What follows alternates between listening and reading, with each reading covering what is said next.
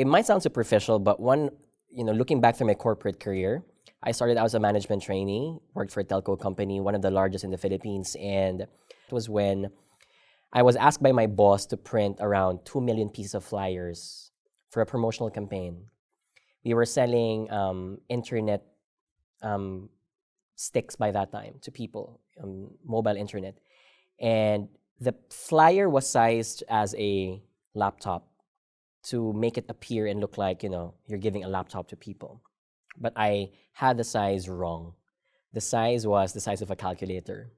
So that was worth maybe in ringgit, 50,000 ringgit.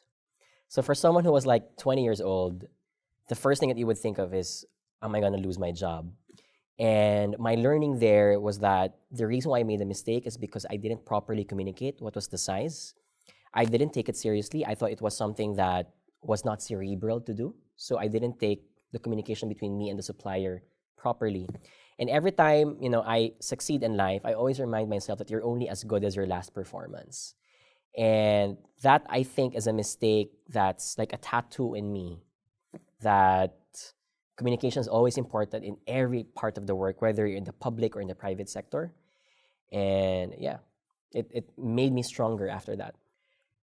Well, people will always intuitively think it's something negative. I see failure more as a reminder that no matter how high you get in any position or in any achievement, things will always get wrong. Things will always go wrong, and you always need a backup plan to prevent them.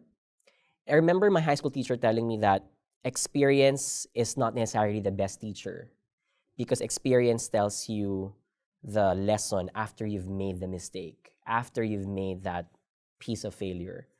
And while not everyone will be able to lift themselves up after failure, but I always see it as an opportunity to be stronger.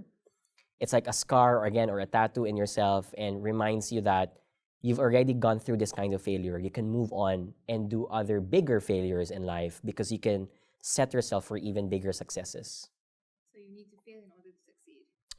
Definitely. There's no such thing as succeeding without any failures at all in life. And bring me one who hasn't.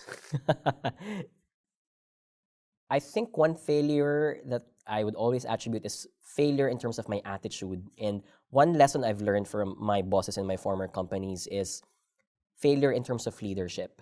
When it was my first time to get promoted and have people under me, I was given a challenge to manage their careers and manage how they can be better superstars in the corporate world. And when it was my first time to do it, I still hug the limelight. For example, whenever I need to present something to upper management, I would ask someone to do the PowerPoint slides, but I never let that person present it because I felt I should be the one who should be the focus of attention of everyone.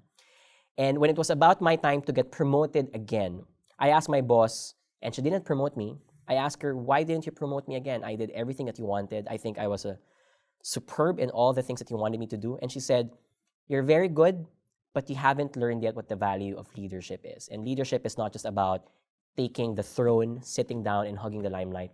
Leadership is about taking a step back and making your own people shine.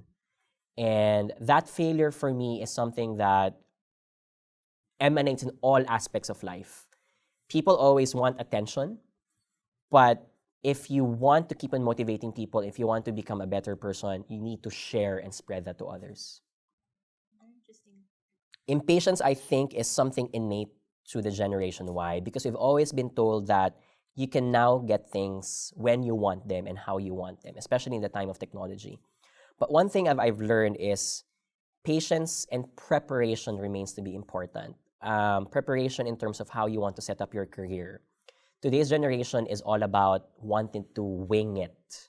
So you don't need to study for school because in the next day, you can wing it, you can ace it. You don't need to prepare for a job interview as a fresh grad because you can wing it anyway. I beg to disagree because the biggest challenges in your life are always going to be unpredictable. And the only way for you to succeed is to prepare. Because when you prepare, even if it may be a short period of time or long period of time, preparation always breeds familiarity because you've been doing the same thing all over and again. And familiarity always breeds confidence. And when you're confident about something, you're unstoppable and you can always do everything. You're less prone to commit mistakes. That confidence exudes in the room. And for me, that's the kind of success that people want to see in you. And, the moment you get that, things will just keep on rolling and rolling for you.